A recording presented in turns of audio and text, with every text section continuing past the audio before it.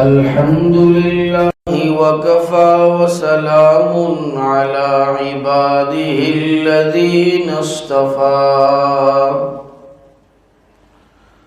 خصوصا على أفضلهم وخاتم النبيين محمد الأمين وعلى آله وصحبه أجمعين أما بعد فأعوذ بالله من الشيطان الرجيم بسم الله الرحمن الرحيم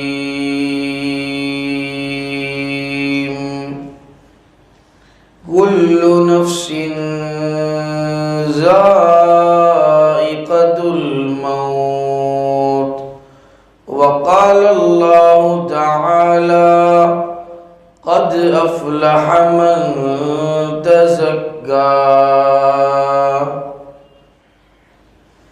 صدق الله العظيم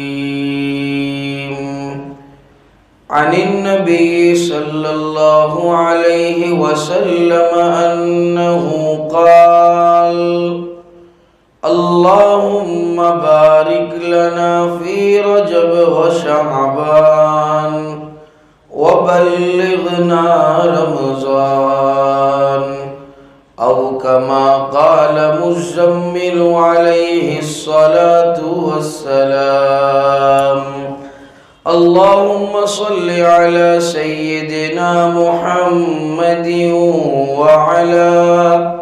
وعلى آل سيدنا محمد وبارك وسلم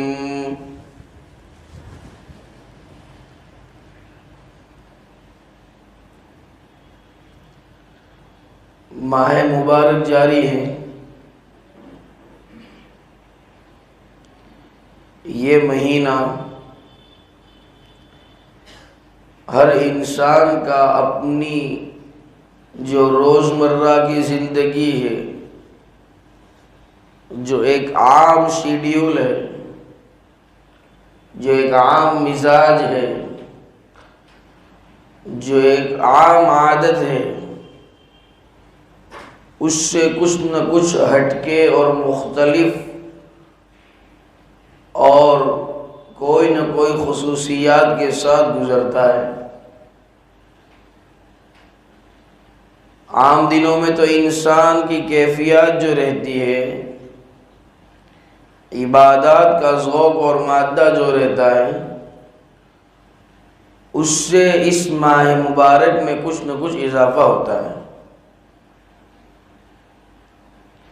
آیت کریمہ جو آپ حضرات کے سامنے پڑھی گئی،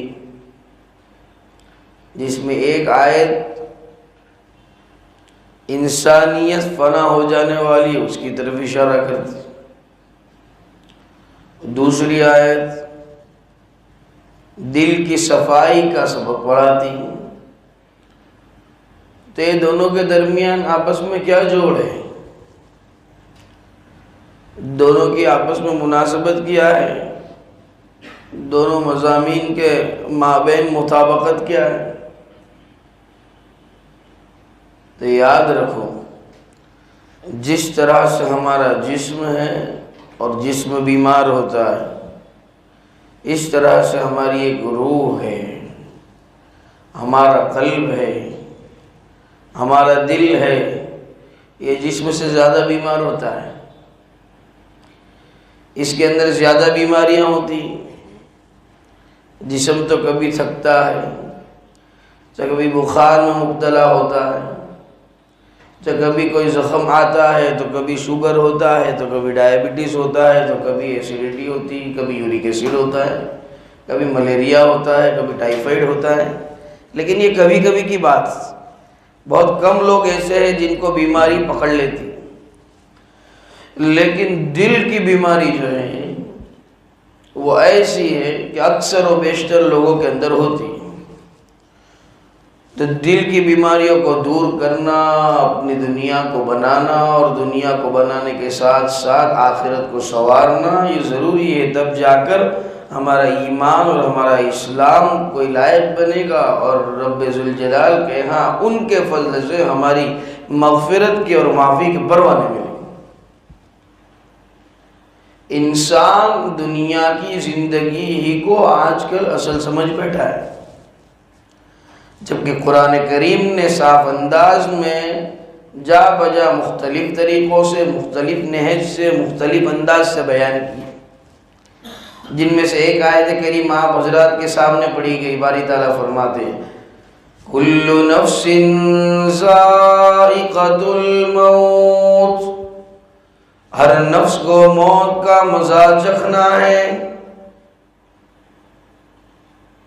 دیکھو دنیا کے اندر ایسی کئی باتیں، کئی چیزیں، بلکہ سبھی باتیں ایسی ہیں سوائے موت کے کہ جس کے اندر کوئی نہ کوئی آدمی اختلاف رکھتا ہے۔ ابھی خالی ایک مثال لے لیں، میں یوں کہوں کہ ٹوپی والا مسجد میں جو اے سی لگے ہیں 1 2 3 4، کون متفق ہے؟ آدھی مسجد کہے گی متفق ہے، لیکن ان میں سے 2 4 کھڑے ہو کے یہ بھی کہیں گے کہ مولانا یہ جو 2 پیچھے لگے یہ اگر آگے لگتے تو ہو سکتا ہے زیادہ ٹھنڈک ہوتی، سکسیس زیادہ ہو سکتا ہے۔ کوئی کہیں گے کہ نہیں یہ 2 پیچھے والے برابر، یہ جو سائیڈ والے ہیں یہاں لگا دیتے، اور بحث بازی ہوگی اس کے اندر۔ لیکن موت ایک ایسی تلخ اور ناگزیر حقیقت ہے کہ جس کے بارے میں کسی بھی 30 مارخے کو ترم خواہ کو پوچھا جاوے کہ کیا فرماتے ہیں میاں، یہ آنے والی ہے کہ نہیں؟ ہاں آنے والی۔ اچھے اچھے لوگوں کو جب پوچھا گیا، ڈاکٹروں سے پوچھا گیا کیا فرماتے ہیں، کوئی کیپسول کوئی میڈیسین ایسی کوئی بنائی کہ یہ بھاگ جاؤ؟ کہ نہیں۔ زبانوں پہ تالے لگ گئے۔ ابھی جغرافیہ تھا اور وہ میپ بنانے والوں کا بہت عروج ہے، تھوڑے دن نہیں ہوتے اخبار کی سرخیاں ہوتی ہے کہ ہم نے تو فلانے کونے میں یہ ٹاپو ڈھونڈا اور فلانے کونے کے اندر یہ زمین ڈھونڈی۔ ارے تو نے ابھی ڈھونڈی، اللہ نے تو کب سے بنا کے رکھ دی۔ تو ڈھونڈتے رہتے دنیا کے کونوں کے اندر جگہ ڈھونڈتے رہتے، خوش ہوتے رہتے کہ میرا نام ہوگا کہ میں نے ایک زمین کا ایک ٹکڑا ڈھونڈا ہے، ایک زمین کا ایک گوشہ ڈھونڈا ہے۔ اور ان سے پوچھا گیا کہ بھائی ایسی کوئی زمین بھی ڈھونڈی ہے جہاں حضرت ملک الموت تشریف نہیں لاتے؟ کہا نہیں، ان کا تانا ہر جگہ جو ہوتا ہے، تو کہیں بھی آ کے اٹھا لیتے، کہیں بھی آ کے کیا کرتے، ریٹ پار دیتے۔ ہو سکتا ہے کرائم برانچ والے کہیں نہیں پہنچ سکتے، لیکن یہ بابا ہر جگہ پہنچ جاتے، کوئی جگہ ان سے چھپی ہوئی نہیں۔ تو ان کی زبانوں پہ بھی تعریف۔ ابھی ٹیکنالوجیز کا زمانہ ہے، بہت عروج پر ہے ٹیکنالوجیز۔ اب پوچھا سب انجینئروں سے، سائنٹسٹوں سے، کوئی ایسا مشین بنا ہے کہ نہیں کہ جس سے تھوڑا سیٹنگ ہو جاؤ، اپنے دکھیت نہیں، یا یہ کہ بھاگ جاؤ ملک الموت۔ ارے تو دیکھ کے مت دیکھ، دنیا والوں کو نہیں دکھے گا، لیکن حضرت والا کو پتہ ہے کہ تمہارا ٹائم ہو گیا، وہ آ ہی جائیں گے، اللہ کا حکم ہوگا۔ تم کہیں بھی گھس جاؤ، کدھر بھی کھوا جاؤ، کیسی بھی ٹیکنالوجی استعمال کر لو، کیسے بھی معجون کھا لو، کیسے بھی بڑے پوسٹ پر عہدے پر ہو جاؤ، Z+ سیکیورٹی کے ساتھ گھومو۔ کیسی سیکیورٹی؟ Z+ security. کوئی Z+ سیکیورٹی کے بیچ میں سے آ کے بھی اٹھا لیتا ہے۔ اسی کا نام تو ہے کن فیکون کا مالک اللہ رب العزت، جو سب کچھ کے بنا سب کچھ کر سکتا ہے، اور ہم سب کچھ ہونے کے باوجود کچھ نہیں کر سکتے۔ یہ ایمان کا تقاضا ہے، لیکن اتنی تلخ حقیقت ہے، سب اس حقیقت کو اپنی زبان سے تسلیم کرتے ہیں، اور شاعر بھی اس کی حقیقت کو بیان کرتا ہے۔ پہلے بچپن میں تجھ کو ہی برسوں کھلایا، جوانی نے پھر تجھ کو مجنوں بنایا، اور بڑھاپے نے آ کے کیا کیا ستایا، اور ازل تیرا کر دے گی بالکل صفایا، اور جگہ جی لگانے کی دنیا نہیں ہے،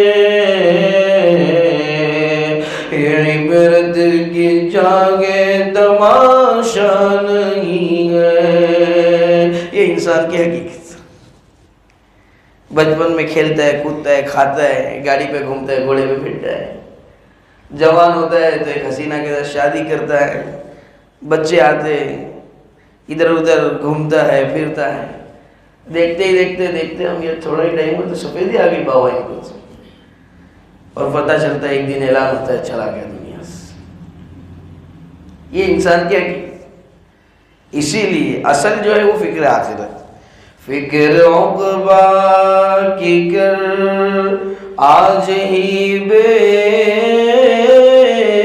خبر، فکر عقبہ کی کر آج ہی بے خبر، کل نہ کر کل کی کل کا بھروسہ نہیں، اور کل نہ آئی کبھی اور نہ آئے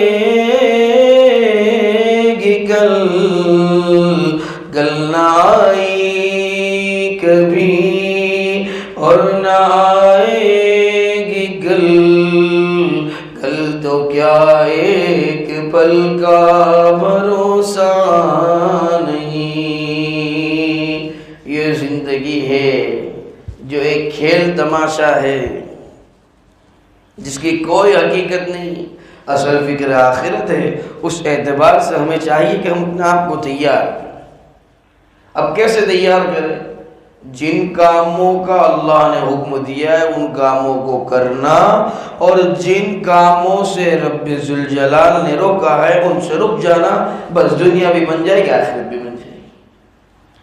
اور اس کے کچھ طریقے بتائے ہیں، اس کے کچھ طور طریق بتائے ہیں کہ کس طرح سے تم اپنے آپ کو سنوارو، ایمان پر اور اسلام پر جمو۔ قرآن کریم نے کہا قد افلح من تزکا، یہ دل ہے نا، دل دکھتا چھوٹا ہے لیکن بڑی بستی ہے، اس کے اندر بہت کچھ آ سکتا ہے، اچھا بھی اور برا بھی،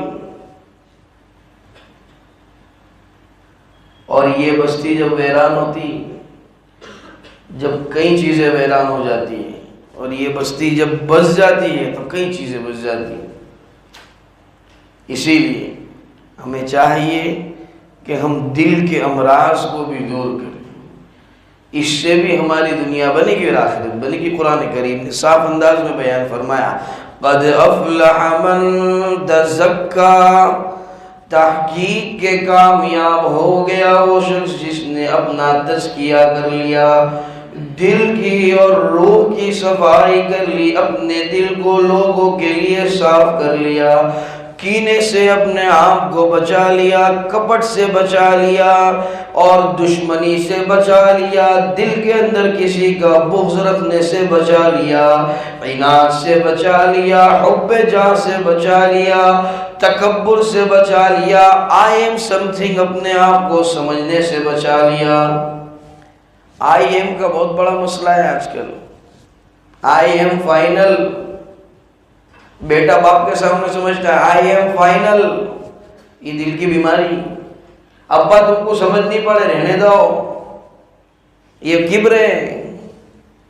شاگرد استاد کو کہتا ہے سمجھ نہیں پڑتی ان کو مالش کرتے، سمجھ نہیں پڑتی ان کو بولاش کرتے، یہ کبر ہے۔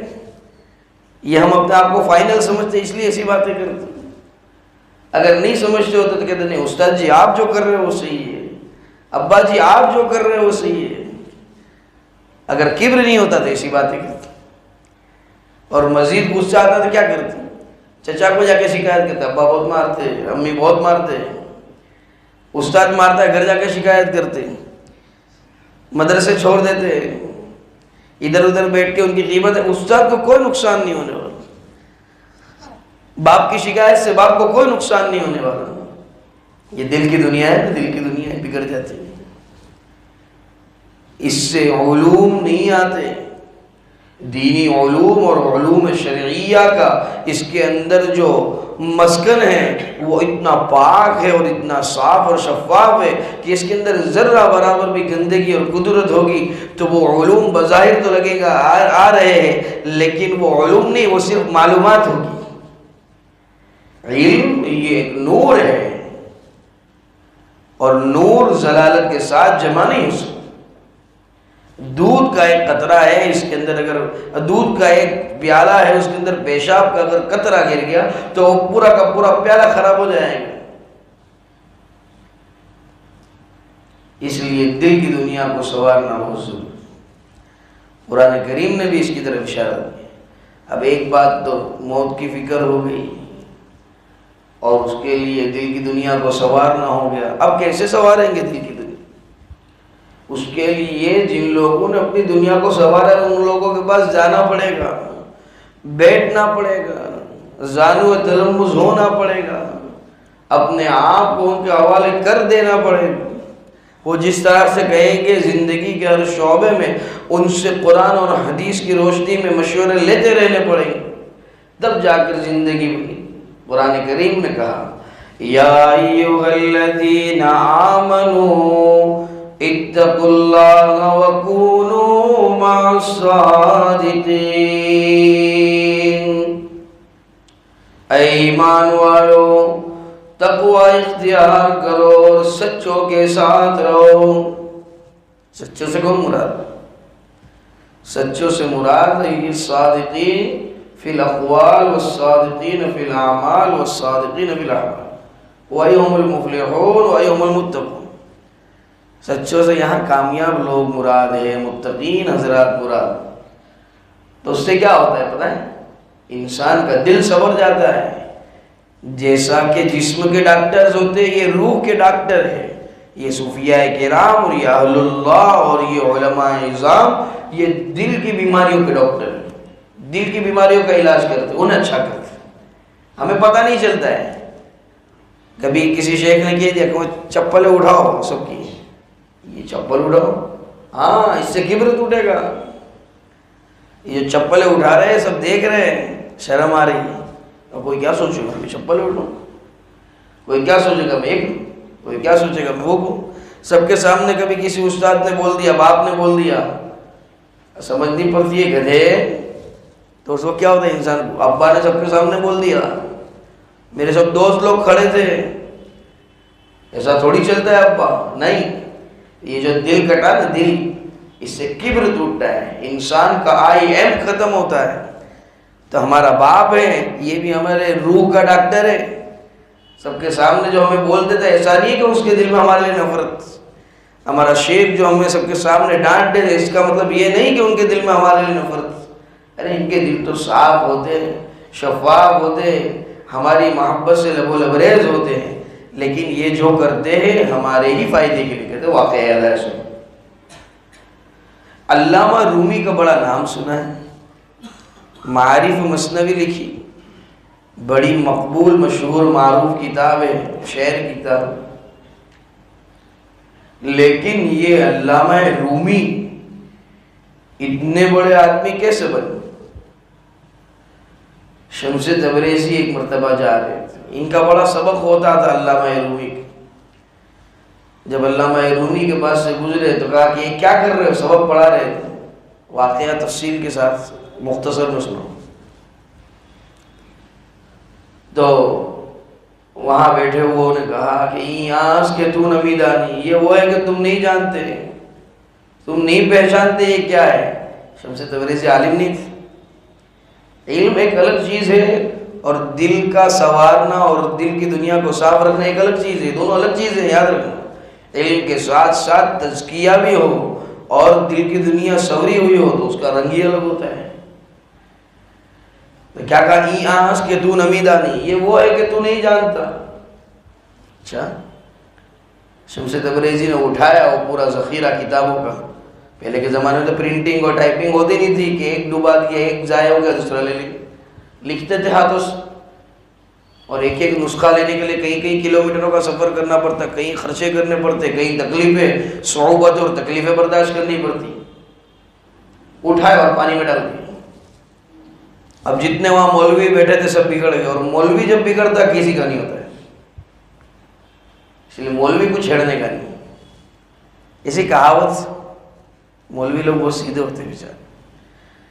تو جتنے بیٹھے تھے سب نے کہا شمس تبریزی کو، یہ جو تم نے ضائع کر دیا ہمارے استاد کا اور ہمارے شیخ کا جو لکھا ہوا ہے، جو مواد ہے، یہ ایسا کہ ایسا مجھے واپس چاہیے، نہیں ملا تو پھر آپ کی خیر نہیں، اچھا نہیں ملا تو آپ کی خیر نہیں۔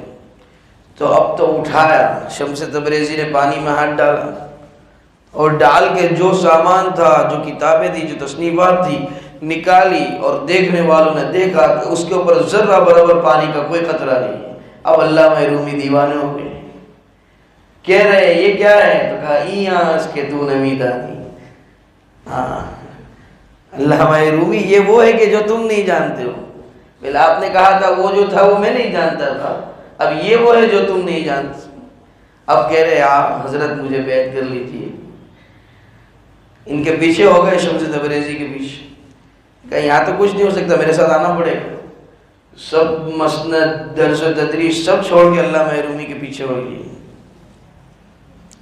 بچے کہہ رہے استاد شیخ کہاں جا رہے ہمارا سبق؟ ارے میں تمہیں کیا سبق پڑھا تھا، یہاں زندگی کا اتنا بڑا سبق پڑھنا باقی ہے، کس منہ سے تمہیں سبق پڑھاؤں؟ اور پھر زبان سے جملے کہے علامہ رومی نے، مولوی ہرگز نشد مولا روم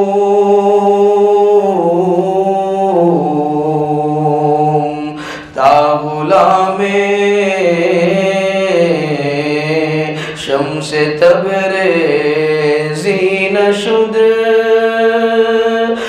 مولانا روم جب بنے جبکہ شمس تبریزی کی غلامی کو انہوں نے پسند کیا اور اختیار کیا، ورنہ یہ مولوی روم تو تھے، لیکن مولانا روم تبھی بن سکے جبکہ انہوں نے اپنے شیخ کی اور شمس تبریزی کی غلامی کو اختیار کیا اور اپنے دل کی دنیا کو بنایا اور سب۔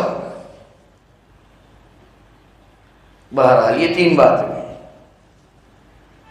نمبر ایک، موت ایک ناگزیر حقیقت۔ نمبر دو، دل کی دنیا کو سنوارنا ضروری، بنانا ضروری۔ نمبر تین، بنانے والوں کے پاس جائیں گے تو بنے گی نا، ڈاکٹر کے پاس جائیں گے تو علاج ہوگا نا۔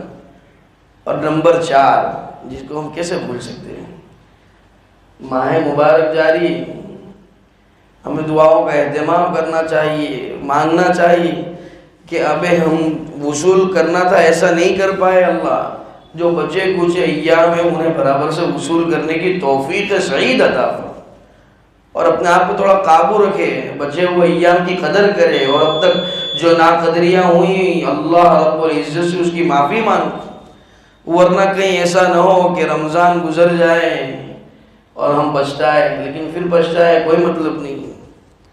دیکھیے نا، ہم کل تک کیسا سنتے تھے کہ رمضان آ رہا ہے، آج جا رہا ہے۔ کل تک تو شور تھا کہ رمضان آئیں گے، اور آج غم یہی ہے کہ رمضان چلے چلے۔ 22 روزے ہو گئے، کیا کیا ہم؟ ارے غور تو کرے، محاسبہ کرے، محاسبہ بہت ضروری چیز۔ دیکھے کہ کتنا وصول کیا ہم نے رمضان المبارک، کتنا فائدہ اٹھایا۔ کہ عام دنوں میں تہجد نہیں پڑھتے تھے، کیا رمضان میں تہجد کی پابندی کی؟ عام دنوں کے اندر اوابین کو کوئی جانتا نہیں تھا، تو کیا مغرب کے بعد اوابین کا اہتمام ہوتا ہے؟ عام دنوں کے اندر اشراق اور چاش کا کوئی پتہ نہیں تھا، تو کیا اس کا پتہ ڈھونڈا، اس کو پکڑا؟ کیسے پکڑیں گے؟ تو رات کو جاگتے، صبح امام صاحب لمبی نماز پڑھا، امام صاحب کیا ہے 10 منٹ کی نماز پوری رات جاگے؟ ارے یہ عبادت کا مہینہ ہے، یہ طاعات کا مہینہ ہے۔ تراویح کے اندر کوئی حافظ صاحب نے پڑھ لیا 14 منٹ 15 منٹ کی 4 رکعتیں، کیا فرض نماز پڑھاتے ہو آپ؟ تو کیا حرم میں نہیں سنتے کیسا قرآن ہوتا ہے؟ اور قرآن کریم نے اپنے آپ کو پڑھنے کا کس طرح سے حکم دیا ہے؟ وَرَتِّلِ الْقُرْآنَ تَرْتِيلًا، قرآن کو سکون کے ساتھ، اطمینان کے ساتھ، شوق کے ساتھ، جذبے کے ساتھ، پوری تجوید کی رعایت کے ساتھ پڑھو۔ قرآن کریم جو پڑھا جاتا ہے، قرآن کریم پڑھا جاتا ہے، ہم کیا سمجھتے ہیں یہ اللہ سے ہم کلام کر رہے ہیں کہ ہم آپس میں جو باتیں کرتے ہیں، کوئی ہمیں پوچھتا ہے آپ کا نام کیا، کیا کہ میرا نام محسن، سمجھ ہی نہیں پڑے گی آپ کے والد صاحب کا کام، تو قرآن تو ہم ایسے ہی پڑھتے، میرا نام محسن ہے، میری والد صاحب کا نام آفتاب ہے، اس طرح سے انسان اطمینان کے ساتھ جواب دیتا ہے۔ آپ کا بزنس کیا ہے، آپ اتنی سٹ فٹافٹ جواب دے دو گے، سامنے والا کہے بھائی دھیرے بول، یا جو بولا اس کا ترجمہ کر دے، پھر سمجھ میں آئے گی۔ تو ہم اللہ کے ساتھ باتیں کرتے فاسٹ ایک دم، نہ پیچھے والے کو کچھ سمجھ پڑتا ہے، اور کبھی کبھار تو ایسا قرآن پڑھا جاتا ہے کہ قرآن پر لعنت، اور کوئی اچھا پڑھنے والا ہے، قرآن کا حق ادا کر کے پڑھنے والا ہے، تو پھر کیا کرتے لوگ، مولانا یہ 14-15 منٹ ہوتی بالکل سمجھ میں نہیں آتی، دیکھو دوسرا 10 منٹ میں ختم کرتا ہے۔ دوسری مسجدوں کے ایڈریس دیتے ہیں کہ وہاں 10 منٹ میں ہو جاتی ہے، وہاں 9 منٹ میں ہو جاتی ہے 4 رکعت، وہاں تو 1 گھنٹے میں فرض اور وتر کے ساتھ مولانا باہر اپنی 12ویں رکعت چلتی ہوتی، تب تو وہاں وتر کا سلام پھر جاتا، میں کیا کروں بھائی، تیری 12ویں رکعت میں وہاں وتر کا سلام گم جاتا، وہاں چلا جا بھائی۔ تو رمضان اس لیے آتا ہے کہ 1-1 منٹ پکڑے، 2-2 منٹ پکڑے، اور پھر عجیب بات یہ ہے کہ ہم جو پڑھ کے نکلتے ہیں تراویح اور عبادات کر کے نکلتے، تو ایسا بھی نہیں گھر چلے جاتے، وہاں سے کوئی چوک میں جائے گا، کوئی بھاگل پہ جائے گا، کوئی باہر دوستوں کی میٹنگ لگائے گا، کوئی سگریٹ جلائے گا، کوئی تمباکو کھائے گا، یعنی ایسا بھی نہیں ہے کہ کوئی بہت کام ہے، نہیں، لیکن بس جلدی سے یہ جیل میں سے چھوٹو، جلدی سے یہاں سے باہر ہو، اس کو بوجھ سمجھتے ہیں، بوجھ نہیں ہے۔ یہ رمضان کے مہینے کے اندر اللہ رب العزت نے ہمیں بونس دیا ہے، موقع دیا ہے کہ ہم اپنا آپ کو بناویں، جیسا رمضان ویسی پوری زندگی، ایسا یاد رکھنا۔ تو رمضان کے اندر ہم اپنا آپ کو عادی نہیں بنائیں گے تو کب بنائیں گے؟ فجر کی نماز میں کھڑا نہیں رہا جاتا لمبی لمبی نمازیں پڑھنے کے لیے، مت جاگو رات کو، کوئی ضروری نہیں ہے رات کو جاگو، تراویح پڑھو، آؤ، جو تلاوت ہو سکے گھر میں کرو، سو جاؤ، لیکن ایسا مت کہو کہ فجر کی نماز کیوں لمبی ہوتی ہے۔